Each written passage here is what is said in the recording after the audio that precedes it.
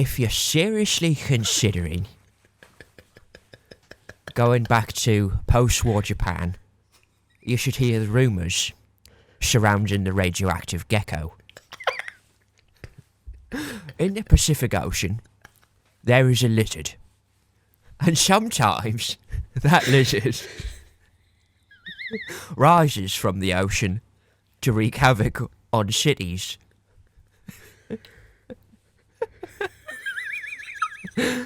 I'm too hungover for this shit. Yeah, you are. And that is the intro of this, because of course it is. Well, there's a Michael Caine intro yet again. Clearly this is going to be a reoccurring thing. I think it might have to be. I think it's going to have to be honest. So every intro is just going to be Michael Caine introducing the rumours surrounding whatever topic. Yeah, and then there's strong language and adult humour and rubbish like that that we always discuss on this. Because yeah, when I forgot do we that part. It's fine, it's okay. But anyway, hello everyone, and welcome back to another episode of The Real Podcasters. My name's Reagan, as ever, and I'm joined once again by my slightly hungover Michael Caine impression co-host.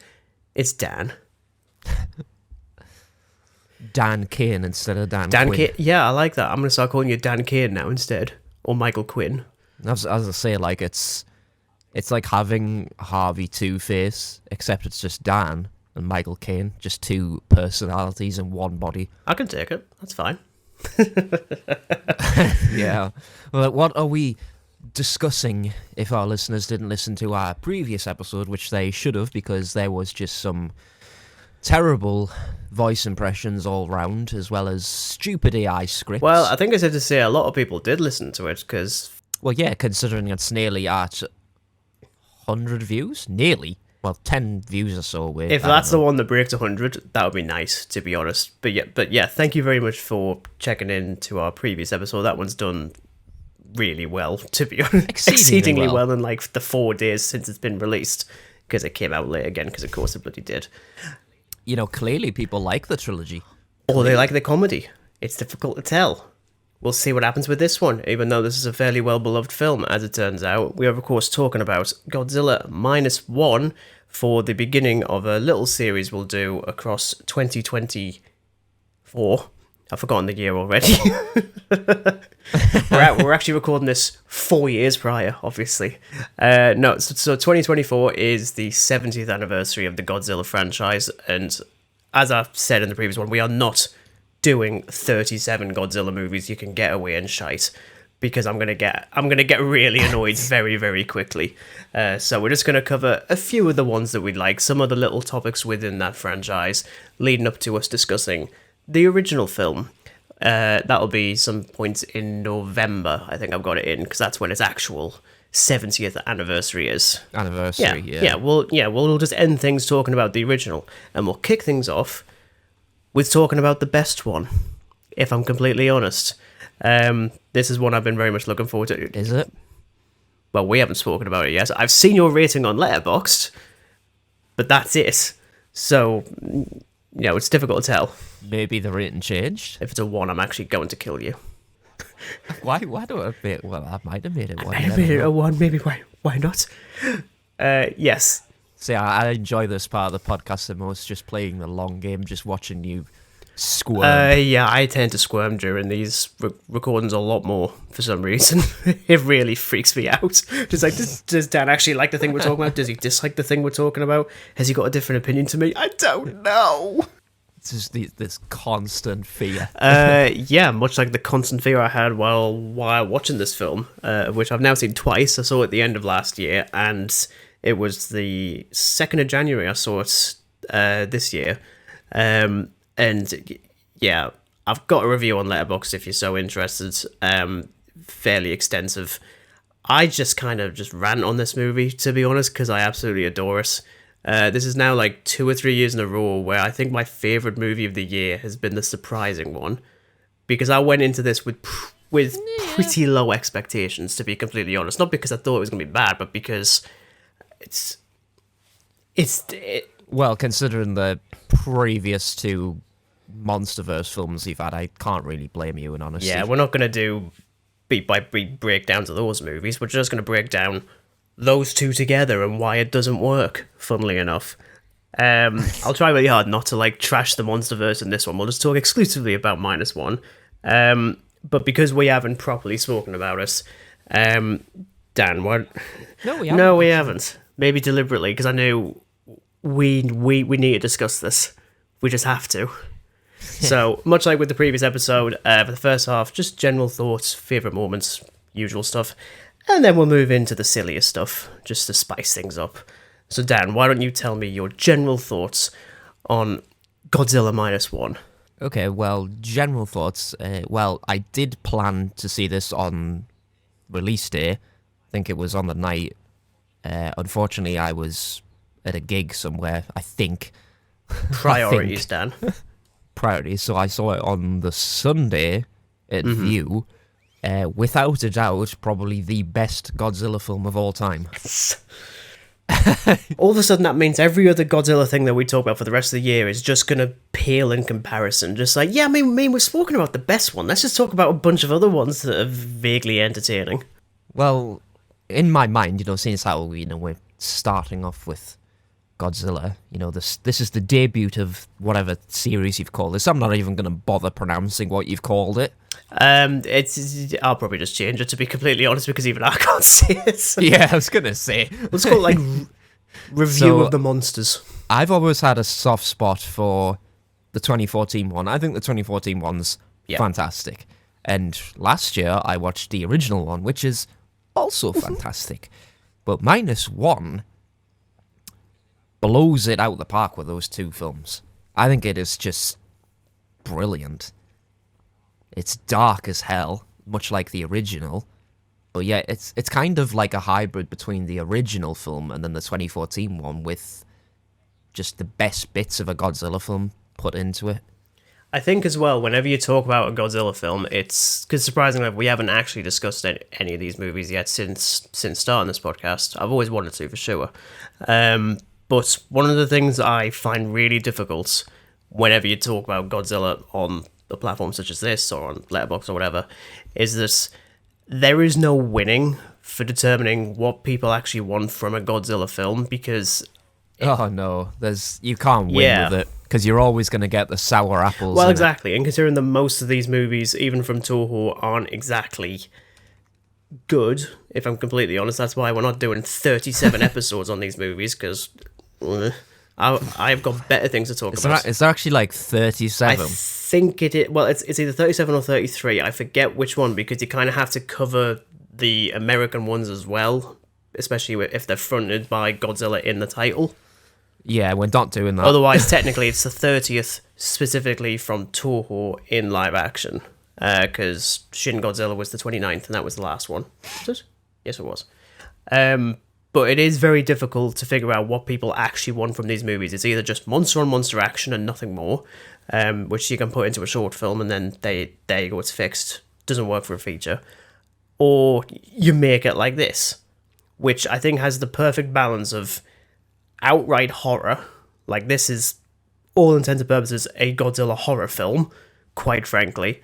But more importantly, it does for the very first time in any of these movies, and I've seen way too many, is that for the very first time I cared a lot more about the humans than anything else, to the point that whenever our radioactive enemy rocks up, I want him dead. Immediately. Like, I do not want to see my brand new friends die. I want that thing to die, and I've never felt like that in one of these movies. No, I've never honestly felt so compelled about characters that I'm. The problem with a lot of the older ones is that, yeah, you get like the monster on monster action, but the human characters are about as charismatic as a cardboard box. Whereas this, it's totally different, and every time that spiky radioactive gecko rocks up, you're actually like, yeah, I want you to suffer. Yeah, exactly. You giant mutant monster. He's got more spikes than me. But it's interesting as well because, yeah, I mean, the stuff with Godzilla in this is absolutely breathtaking, but it's a very different kind of breathtaking. It's actually legitimately scary. Like, even just when he just sort of looks at you and there's just nothing behind the eyes, they're basically just like glazed over. This one is, to kind of paraphrase what Chris Stuckman said in his review of this film, this Godzilla isn't coming out of the ocean to restore Earth's balance by any means of the imagination. He wants it gone. No, he's quite honestly going to destroy the balance of Well, Earth. exactly. And as I say, like going back to how I call this a horror film, it basically is, really. Oh, it's totally different from a lot of the, Showa era later ones, particular. It's dark as hell. And especially for a film that is under the budget of $15 million. 15. Which seems quite small. Tiny. I believe it was initially said it was 15, and then I think the director said, I wish it was 15. So evidently it was decidedly less. And here it is making, I believe it's nearly $95 million worldwide, which is very impressive, to be honest. Oof. But it just goes to show that, you know what, like all those MonsterVerse ones or any superhero stuff that's got like $200+ million budgets, and they look atrocious. Take note of this. And then you get this film. Exactly, and it looks spectacular. Like, it just does, it looks absolutely beautiful, also bordering on terrifying. I'll tell you what, seeing it on the big screen, I'm pleased that I didn't just like... I mean, I wish I did see it on release day just to make it that little bit more special, but, I'm pleased the hell I saw it on a big screen because it is just spectacular. See, I saw it on release day. I saw it at 9 o'clock at night in IMAX, and it was so wonderful. Like, you could even hear people gasping and like legitimately getting like freaked out by certain moments, and they actually started cheering at the end. Well, both times, as in when the lizard dies eventually, and then when the credits roll. The last time I saw like an applause in a movie in like a movie theater, I think was Endgame, to be honest, for obvious reasons. It was a big moment, but to get that from a Godzilla film is quite profound, to be honest. It's not exactly the one I would have expected, but I think no one really knew going in what to actually expect, because it could be like, oh, it's just going to be like the original film again. Much like yourself, I went in with... I wouldn't say I went in with like mid expectations. I just went in with like some expectation. I was thinking to myself, yeah, it's gonna be better than pretty much the other two MonsterVerse films. Is it gonna be better than the 2014 one? Maybe. It's a damn sight better. Yeah, because I think as well. I'd say, you know what's baffling? There were kids in the cinema, and I mean, I know it's not like an 18 rated horror film. Is it a 15? But at times... I feel like it's a 15. It's pretty damn... graphic. Pretty damn, yeah. Oh, yeah, graphic. I mean, like, people are getting killed left, right, and Godzilla centre. getting his face blown off, people getting stomped on, people getting chomped down, blown away by gusts of nuclear fallout. It's pretty graphic at times, but they seem to really enjoy it. Yeah, which is funny, especially considering, like, the first time you see Godzilla, as in the second scene of the film, and it's outright a horror film. It basically just takes Jurassic Park with the T-Rex and is like, yeah, we can do that better. And it does. It just makes it absolutely horrifying. Like, I mean, I was legitimately jumping at points, and it's not even the proper Godzilla. It looks closer to the mascot that's currently on my microphone right now. Just like a dinky little thing. That there was definitely a bit where I think, obviously, I mean, I'm sure we'll talk about it more with like, memorable moments and stuff like that, but the scene, and this is the problem I have with horror films in general, right? Like, I'm a very jumpy person. I know something's coming, and I still jump at it anyway. So, obviously, when the lead character lands on the island, and then it's uncovered that he didn't actually carry out his mission, and then Godzilla rocks up, and I'm thinking, yeah, this is a silent shot, Godzilla's foot's going to come stamping down, or somebody's going to get chomped. One of the two, and I still jumped out my skin. Yeah, it's absolutely mental, to be honest. I mean, especially to get that from a film like this, because I think for years Godzilla hasn't been particularly scary. Like, I think they kind of try to do it in Godzilla vs. Kong by making him like the pseudo bad guy for half of it, and I'm like, I don't buy it, because you've already set it up in a completely different way, suddenly shifting back. there's a story there, but then, we've seen the film, we know what happens, it's crap. But to finally have like a proper horror version of Godzilla is terrific, and it also means you really do care about the humans in this to an extent I didn't realize, because let's face it, I think take out Godzilla from this film entirely, or at least to an extent, like swap him out for something a little bit more human and real, you've still got an entire story there. And I think there's something to be said as to whether or not that's a good thing with a Godzilla film, but when you've got Shikishima, our lead character who's deserted his post as a kamikaze pilot, we're still in the middle of final days of World War II, that's seen as like the worst thing you can possibly do, so he's just ostracized from everyone, and you do really care. And I think as well, because a lot of these Godzilla films definitely deal with not just like the nuclear stuff, but also war, especially with this one, and how war doesn't really make sense, like in the grand scheme of things. Like even with something as simple as kamikaze pilots is a stupid idea. Like it really, like it's nonsensical as hell. And if you look at the way that Godzilla's presented, unpredictable, nonsensical, doesn't make much sense. Like him doing all this, there's no reason at all, and I really like the parallel there. And it's just mental to say that after 70 years of this godforsaken franchise, they can still make it work, especially like that. And it's just kind of hilarious that they can still do it and do it well.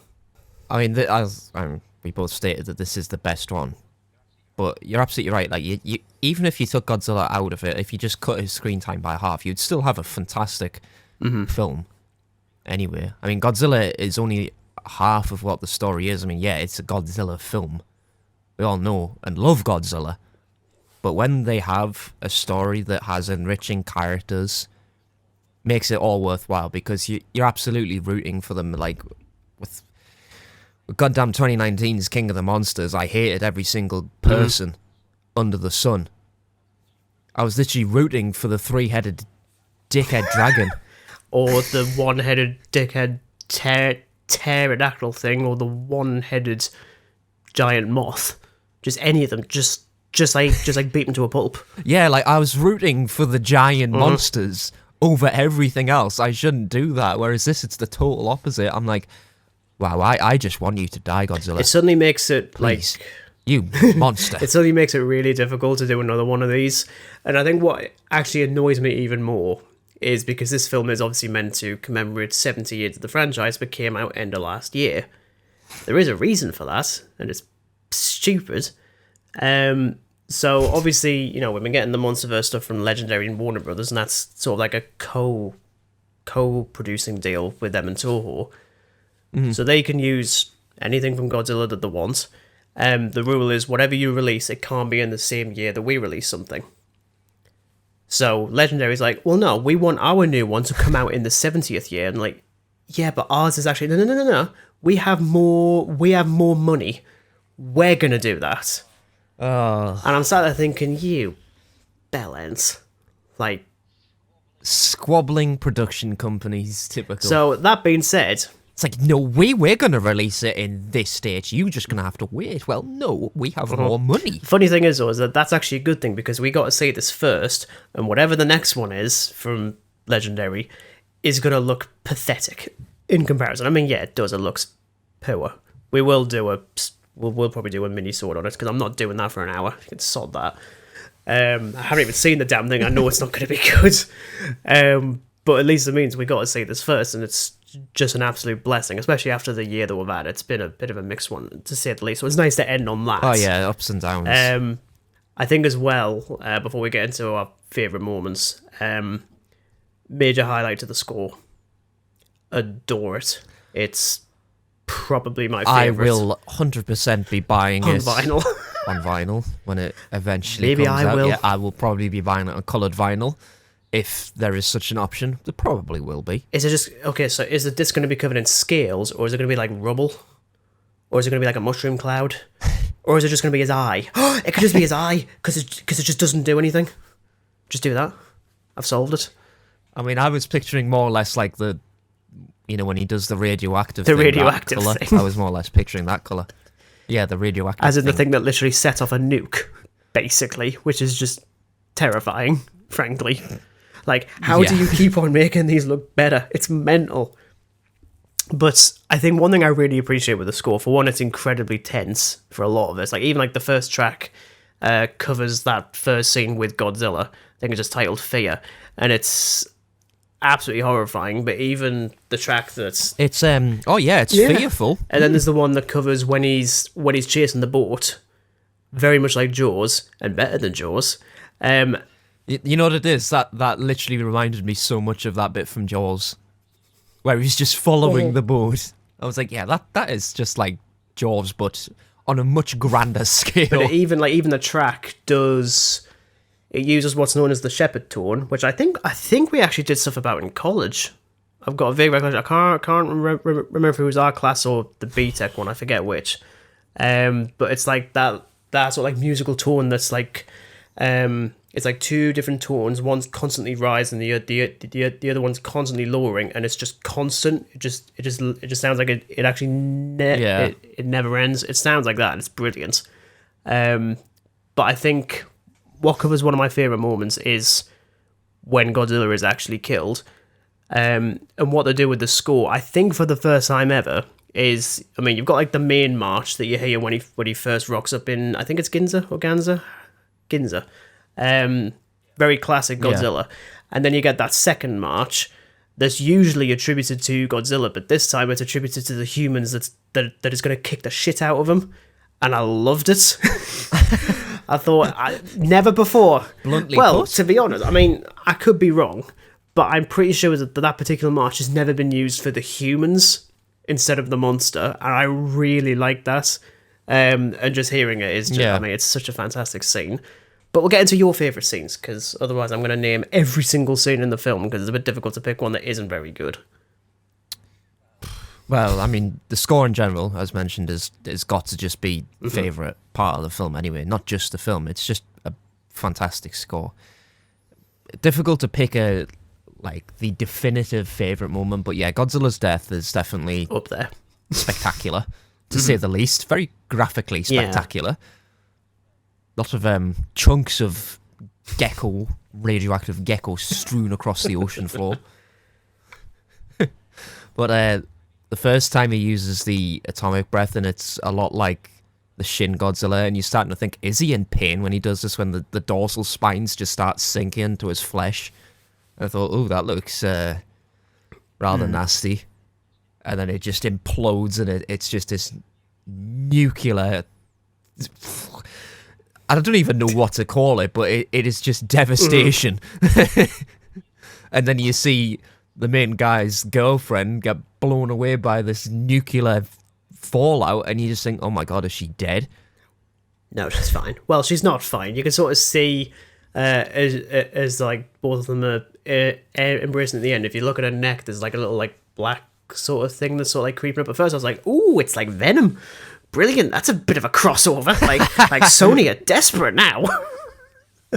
I assume it's probably something radioactive, so I guess the opening scene of Godzilla Minus 2 is just her waking up with... What, she just becomes the radioactive gecko? Suddenly connected to Shin Godzilla, and she's actually the fifth form. Which I've seen the concept art of that. It's absolutely horrifying. We'll talk about Shin Godzilla later in the year. I've got plenty to say on that one, but... The opening scene as well, with the guy landing on the island and then Godzilla rocking up, fantastic. Just before the final scene with the main guy, I'm not going to pronounce his name. I'm terrible with them. We're just going to call him the main guy. Shikishima. Yeah, ain't pronouncing it. All of this is about his mission, and you really do feel like he actually is just going to sacrifice himself. Like, I was quite like, is he going to do it? Like, the hands were kind of going up a little bit, like, toward my face. Like, no way.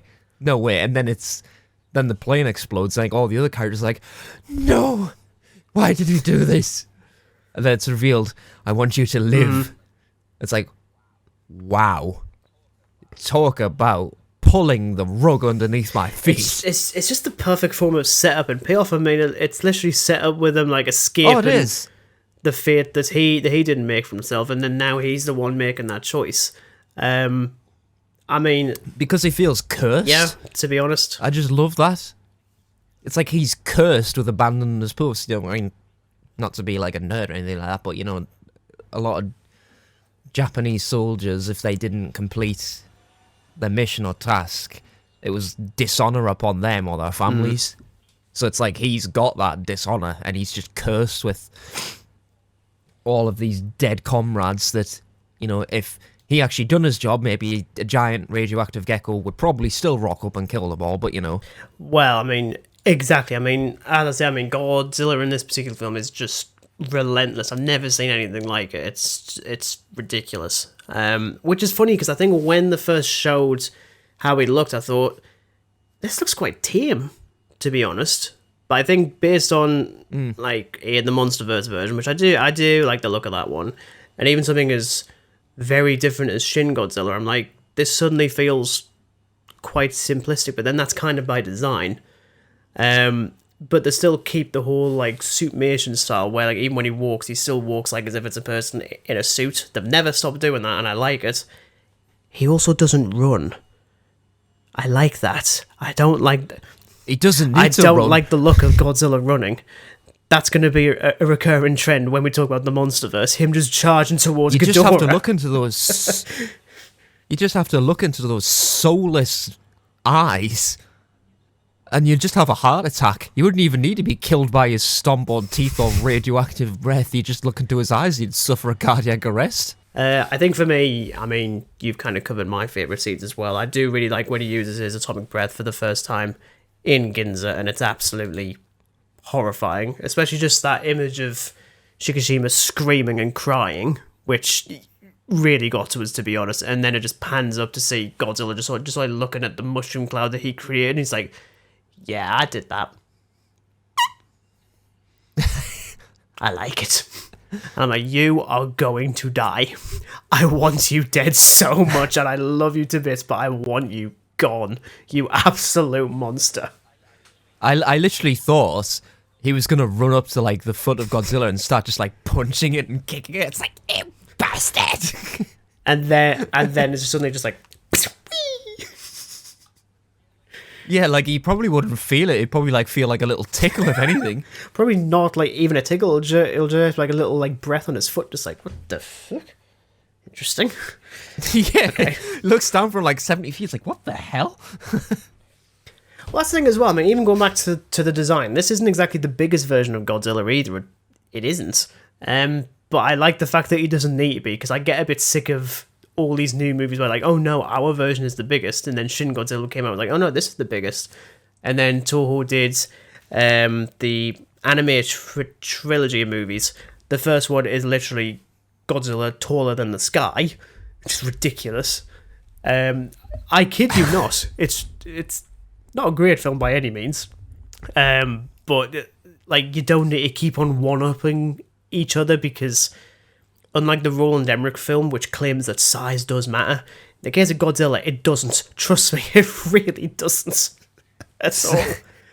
I mean, yeah, as I say, like the sequence with him chasing the boat, getting killed by all the boats, but also just the human stuff, like that really works for me. I think it's got to be the best film I've seen with just the most amount of characters that actually have development into I them. think if the 2014 Godzilla had kept up that momentum with the human stuff after Bryan Cranston gets it, I think it would have been a bit of a tie, to be honest. That being said, this one still hits a bit differently. It's one of those things where, like, I think the best versions of this character... I think it's just got more emotional weight in it, to be honest. I think that's really it for me. I mean, the characters and stuff like that, their emotions, their conflicts, everything is addressed or resolved in one manner or the other, either by death or they actually do manage to achieve their goals by ironically using atomic weapons to destroy the atomic weapon. But even just the way they get rid of him in this one, I'm like, that's such a good idea. Like, I really like it. It's weird because you should feel sorry for Godzilla all of a sudden, because he's getting beaten to hell. But in this version, I'm like, no, you absolutely deserve to be crushed. You really do. Oh yeah, like he gets tortured. He really does. And it's one of those awkward things where it's like, one could say that the Toho Godzilla films you usually examine, who is really the monster? Is it the lizard or is it the people? No, in this case, it's the lizard. It isn't the people. The people are absolutely lovely in this. No, it is. It is absolutely the giant Absolutely lizard. the giant lizard. And yeah, obviously it does end with the possibility that he could come back. I don't think they do a sequel to this one, though. I think this particular era that Toho have been doing with Godzilla, which started with Shin Godzilla, the anime trilogy, and this, is that they're all quite disconnected. They all work in their own ways. So I think they'd probably give it another 5 or 6 years before they decided to do another one. And that's fine with me. I'd very much look forward to that. But I don't think they'd continue this one. I mean, I don't need a sequel to No, I Minus don't. One. Like, I really don't need a No, sequel. definitely not. It's fine as its own standalone film because that's when you just go into the continuous strain of sequels after sequels after sequels after sequels, and it just evolves into stupidity. Well, I think after 2023, I don't think that's going to be happening anywhere for a while. Hopefully. Because, Hopefully. yeah, we'll definitely talk about that one next week in terms of ups and downs. But, you know, if they did do a sequel to this, how would it work? Or rather, how would it not work? This isn't very subtle going into this one, so I'll say it up front. So this is our segment I've now dubbed, Where's the Bloody Screenwriter? Because I want the screenwriter back, because this is not... This is not a sequel to Godzilla Minus One that it is devised. I said a silly sequel to it. It just saw the Godzilla bit. So there's no connection to Minus One, surprisingly enough. You know what I kind of think? I think of that Treehouse of Horror episode Godzilla. where they get Pierce Bronson to voice the house that has a life of its own. That wasn't Pierce Brosnan, surely. Oh no, like they get like I couldn't tell you which Treehouse of Horror it is, so I think it's one of the first ones.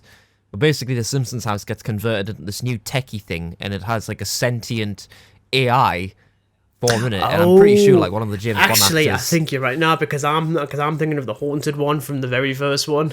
No, I can't actually remember. There's a lot of Treehouse of Horror I can't actually remember, as it turns out.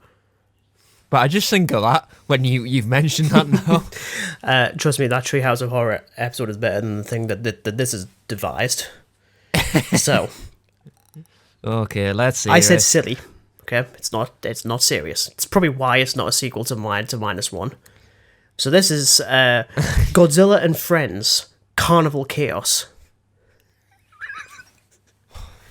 What was that? Swearing, Dan? It's fine. We've already been swearing through this. So, in this whimsical sequel, Whimsical. It literally says whimsical. Starting off with a Godzilla finds himself bored after defeating his archenemy. Doesn't say which one. It's probably nice. Seeking new adventures. Because of course he is. That's just what Godzilla does. Like, bored, right? Fun times. He stumbles upon a mysterious carnival run by mischievous monsters. Which, given the previous Doctor Who Christmas special, I assume it's probably the goblins again. As I hope not. Mothra is now the ringmaster. Rodan sells cotton candy. And Mechagodzilla operates the roller coaster. Surely Mechagodzilla should be the roller coaster. Yeah, I was going to say, surely he should be the attraction. As Godzilla explores the carnival, this must be a big-ass carnival, he discovers that King Ghidorah has become the fortune teller, predicting absurd futures for all of the visitors. Why is there visitors, for one? Yeah, like, it's not enough, the fact that it's run by giant kaiju. Who the hell... Why would you go there? Meanwhile, Anguirus, going way back, runs a wacky dunk tank, soaking unsuspecting visitors with his tail. Does he even have a tail? He's a giant armadillo. Does he actually have a tail? I can't actually remember. I haven't watched Godzilla Raids again for a few years. He has a little tail. A little one. But yeah, how is he going to Yeah, I don't even know. I'm not questioning it at this Well, point. you're going to have to question the next bit. The plot thickens when Godzilla realizes that King Kong is the carnival's star performer, juggling giant bananas and doing stand-up comedy. Fucker can't even talk. He just growls. Okay. The two old rivals reluctantly team up to save the carnival from an invasion of tiny alien monsters who are causing chaos with their miniature mayhem. It's getting really serious now. So you've already written a sequel to the new Godzilla film that's coming out. Yes, So actually, they teamed up yet again in a carnival. So are they going to run through the pier to the numerous attractions, I or hope what? so. I really hope so. With a mix of slapstick humour and unexpected alliances, Godzilla and Friends Carnival Chaos becomes a hilarious adventure where the monsters must put aside their differences to save the day and ensure the carnival's continued craziness. Why? Why does it think that this is a good idea? You know, when we spoke about the dangers of artificial intelligence last year and how if it did get to the point that this sort of thing would help pitch movies, we've already seen the producers can't do it very well either. I think we're fine, to be honest, if this is the crap it's coming up with. Because I think even Legendary would be like, that's a bit much for us. I don't think we should do that. First question is, how on earth can a pterodactyl make goddamn cotton candy? It's a pterodactyl, it don't have hands. It has talons instead. Does it use like its little like things well, on no, the... it has... Yeah, does he use his talons and just sticks his talons in and just starts swirling the cotton candy? Doesn't he have like little fingers and, you know, bit like a bat? Has Well, like little still, fingers. though. Still though, I mean, how weird. Does he use his beak as like a giant spool or something? Yes, just... All of a sudden, the only one that makes sense... And Anguirus hosting his own goddamn water dunk. The dude's an armadillo. has no interest. You're gonna Yeah. get hurt. In fact, the only one that makes sense is Mechagodzilla being the roller coaster. That's like the only one that works in that instance. But even then, that's like the poor son is being tortured.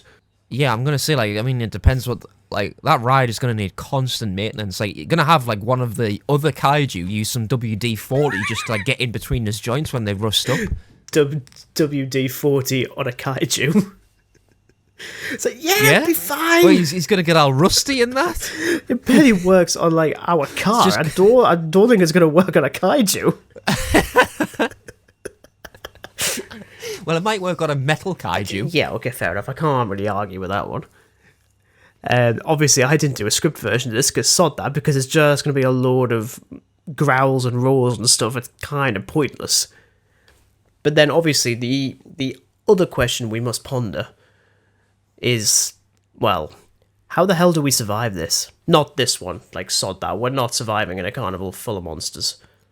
Well, I mean, if you want an explanation, you just don't go there. That's it. Yeah, just like anywhere that Godzilla is, go to like the other side of the planet. Just allow the stupid kaiju to have their stupid fun in the stupid carnival. Stupid fun at the stupid carnival. Stupid kaiju. Yeah. That's the thing as well, is that I think you either hide on the other side of the planet, or if this is conveniently the Godzilla film that has the aliens in, whatever they're called, just hitch a ride on one of their UFOs and just leave. Doesn't even matter if they haven't got any sort of oxygen. It doesn't really matter. It's a better demise than giant lizard stomp. What about you, Dan? Have you got any other options? If you're gonna survive, -1. Well, say you're in the situation where Tokyo is inescapable. I kind of feel that your best sort of survival against Godzilla, to an extent, is hiding underground. Deep underground. very, very, very deep. Like, we're talking, like, mineshaft that's been abandoned for the best part of 70-odd years, that deep. That could work, in theory. Or at least until Godzilla decides, you know what, I want to become a miner. Until he uses the atomic breath, because probably it's going to get in between, like, every little nook and cranny by the look of it, so, There'll be no nook and crannies left, Dan. Trust me. well, no, there really isn't. Okay, so in theory, so we'll combine them all together. You want to be on the other side of the planet, in a mine shaft just in case. Yeah, actually that's fine, because in these movies he only ever attacks one country, maybe two. It varies. Just don't go to Japan. Just go to Japan. Or unless it's the MonsterVerse version, from which case if he goes anywhere, it's mostly just to have like a holiday or something. He isn't interested in like blowing the buildings up. It's like, oh look, I'm in Hong Kong. Yeah, all right, and I'll just go and take in the sights. Mr. Kaiju's holiday. That could have been like the AI version of this. It's entirely possible. Yeah, so underground seems like the best option to an extent. To an extent. But if you had the choice to get away, you know, I don't even think getting away would be an option because he's like a 70-foot radioactive gecko. I think if you go anywhere near it, you're probably just going to get radioactive poisoning anyway. We keep on calling him a radioactive gecko. I really hope that one of these movies actually has him starting out as a gecko. What, he's just like a little gecko in the jungle, and then one day a terrible, unfortunate accident happens. Terrible, unfortunate accident. It's the human's fault. It wasn't an accident. It's like, well... It's like, there's a gecko, let's nuke it and find out what It's happens. like, well, I like geckos, but my kid really wants a bigger gecko. Yeah, all right, I'll just do that. I'll just drop a nuke on him and just see what happens. In a world where Godzilla was actually a jungle gecko. Well, let's face it, in some versions of this, he's known as Godzillasaurus before he gets mutated. I'm like, you are amateurs when it comes to names. That's not how that works. Or, now this is totally ridiculous. When he goes on land, you climb up Godzilla, sit on his head, and therefore you're just out of destruction's way, more or less. Depends on how tall he is. I mean, when he uses the atomic breath, though, you probably want to climb down very quick and just pray to God that you're going to be out of harm's way. Last thing, because at least in this version, when he starts charging up his atomic breath, his spine's aside and just do like an uppy-downy thing on his back, so you don't really want to be anywhere near those. Yeah, I was going to say, like, if you sit on one of the spines, it's going to be like a bouncy castle. You're just going to get launched off. Bouncy castle. How has that not happened yet? That's going to be one of the attractions in the Godzilla Carnival. Well, to be honest, because he's got that many spikes, he's got more spikes in my damn punk jacket. That's how many spikes he's got. My jacket's got a lot of spikes on it. Just get a few more. It's fine. I feel like even that would just be like death incarnate if you even managed to climb up Godzilla. Like, impaling yourself. I mean, I would absolutely impale myself. I'm clumsy as shit. I'm going to end up impaling myself. So, what we've come to when it comes to a conclusion as to how to survive a Godzilla movie. For the most part, you can't. Not really. Not unless you emigrate to like a... Not really. Not unless you emigrate to a completely different country, or if given the option, depending on the continuity, just emigrate to a different planet, to be honest, and just pray there isn't any monsters there, and the aliens aren't going to eat you either. Yeah, that seems like probably the best thing to happen. That pretty much covers it, I think. There is no good way to survive any of this. It's fun to watch. It's awful to be in. You've got 90% chance of dying, and that other 10% is hopefully a UFO just comes along at the right time. Exactly. Just like for the first time. It's not even 10%, it's 1% chance. It's like for the first time ever, you really want the aliens to actually rock up and help us. For once. Yeah. But then again, if they did just happen to just appear at that moment in time, they're going to take a look at Godzilla and just fly right back to where they came from. Oh yeah, they're just going to be like, you know what? I like the planet on the other side of this Milky Way thing. It doesn't even have any lizards on. Let's just leave. Yeah. We'll go and see what's happening on Pluto. We're going to go back to like whatever home planet and just tell stories of giant lizards. So how did you beat the lizard? Oh, we just didn't. We just sort of left him to its own devices. We fled. We ran away. Is what we did. We are so brave. Oh dear. You got to wonder. You know what? We'll just send Batman. Batman's capable of dealing with the giant crocodiles, so why can't he deal with a giant gecko? Kaiju repellent bat sprayer. Okay, never mind. Never mind. I retract my my comment. Wasn't there something recently with... Oh yeah, it was. It was the Justice League versus Godzilla. That's like an actual comic book thing, and I'm sat there thinking, it's got to be like a page. Maybe 2. Surely, because those fuckers are doomed. I'm going to have to read this now. I'm going to suddenly check while like we're talking. I'm absolutely convinced that they're doing that to sort of like lead up to... I really want to read that now. If that is an actual thing, I am so going to read that after we've done recording. Justice League versus Please tell me it Justice is. League versus Godzilla Yes! versus Kong. They've got all 3 of them. Justice League versus Godzilla versus For reference, Kong. the Oh front my cover God, is yes. just a Batwing just like trying to kick the shit out of Godzilla. For reference, this is the legendary version, obviously. Who is this for? Who wants to read this? It's a bit like Godzilla versus the Predator. Again, pointless. It's doomed. Yeah, there are some very strange comic crossovers. I don't think I'd ever imagined the Justice League versus Godzilla versus Kong. There's 7 issues of this. That's a bit much even by their standards. 7 issues, Dan. Wow. All 7 issues are going to Well, be it's fine. read. I think 4, 5, 6, and 7 isn't out yet. Oh, well, I'll just pre-order them. You could read anything else, you know. It was... No, I want to read how the Justice League fight a giant gecko and giant monkey. Superman and Godzilla have gone head-to-head with devastating consequences in Metropolis as the Justice League scrambles to protect their homes from the monsters.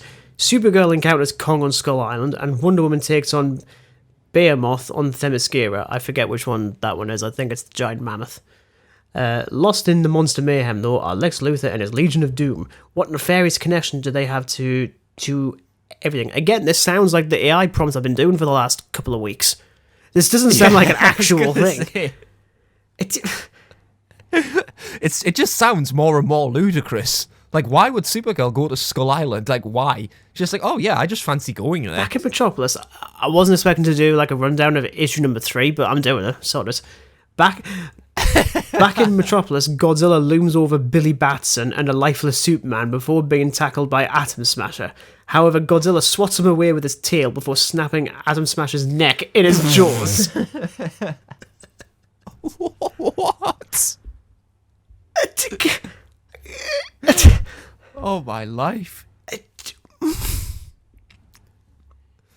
Maybe this can be like a segment where like we just sort of read out, instead of like the AI prompts, just read out like the silly versions of this that aren't actually AI and were decided by actual humans. I thought, yeah, this is a fantastic idea.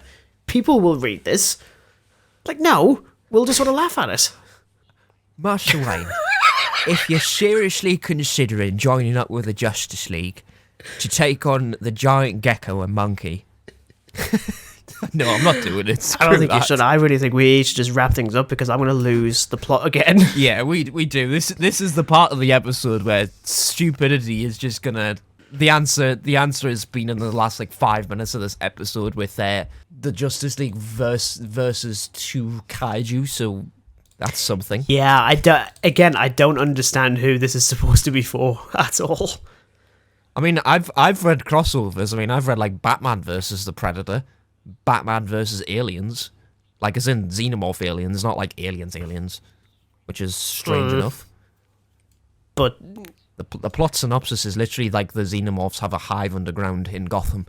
how convenient. The one thing we always wanted is xenomorphs on Earth. Immediately, I'm like, no, I don't care if it's in Gotham. I don't care if it's in Metropolis. You know, Gotham City is a shithole on its own. It doesn't need any more. It doesn't need anything else making it a worse place to live. We're going to be talking about that a lot. Well, now you've got friggin' aliens. We're going to be talking about that a lot when like we cover Arkham Knight later in the year. It's like, Gotham is just like the worst city to live in. It's just awful. like why is Batman wasting his time to save this? Just like, I could just move. I could just move elsewhere. It's fine. I could just pitch up in like any cave. It's absolutely fine. But no, I had to go with the one in Gotham, didn't I? Bruce. Anyway, that has been our thoughts on Godzilla Minus One and a selection of other Godzilla related shenanigans, we'll say. and a bit on Batman and Gotham City and how crap it is to live in. Right. But yes, thank you very much for listening. If you've been listening to this all the way through, make sure you are subscribed if you're not already. We bring out new episodes every single Tuesday / Wednesday / any day I get to it, to be honest. It just depends on timing. Well, you also forgot to congratulate them on making it this far into the episode as well. If you are actually at the end of this episode, congratulations. You have done something really well for yourself. They need some sort of like reward for listening to two northern idiots chat about a goddamn radioactive gecko. Yes, your reward is acknowledgement. Well done. Well done. Well done, listeners. So next week we are going to be...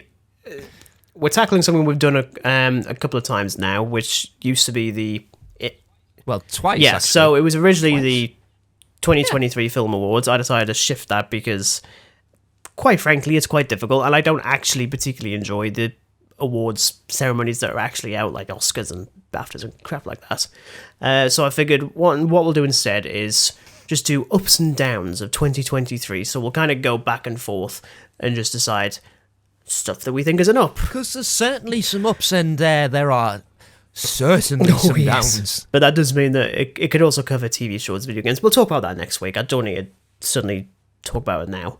But yeah, you can look forward to that next week. Thank you very much for listening, and we'll see you next week. And until then, it is goodbye from Dan. Goodbye. And it's goodbye from me. Goodbye.